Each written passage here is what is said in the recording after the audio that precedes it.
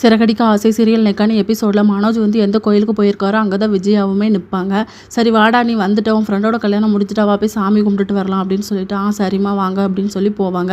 அதுக்கப்புறம் கனகா வந்து மனோஜோட ஃப்ரெண்டுக்கிட்ட எனக்கு ஜூஸ் வேணும் வாங்கித்தான்னு சொல்லி டிஸ்டர்ப் பண்ணிக்கிட்டே இருப்பாங்க. அதுக்கப்புறம் பூஜையெல்லாம் முடிச்சுட்டு வெளியே வந்த உடனே இந்த பொண்ணு தானடா, யாரோட மாப்பிள்ளைன்னு சொல்லி கேட்டால் இதோ நம்ம ஜோசியர் தான் அப்படின்னு சொல்லிட்டு அவரை காட்டிடுறாங்க. அப்போ இவர் தானா அப்படின்னு சொல்லிட்டு, இவருக்கும் நல்ல மனசு வேணும்ல அப்படின்னு சொல்லி விஜயா வந்து போனதுக்கப்புறமா மனோஜும் கனகாவும் மாற்றி மாற்றி மாலை மாற்றிக்கிட்டு இருப்பாங்க. வீட்டுக்கு வந்த உடனே கனகாவோட அம்மா சொல்லுவாங்க, இன்றைக்கி நைட்டு நீங்கள் இங்கே தான் தங்கணும் மாப்பிள்ள, சடங்கு இருக்குல்ல அப்படின்னு சொல்லிட்டு.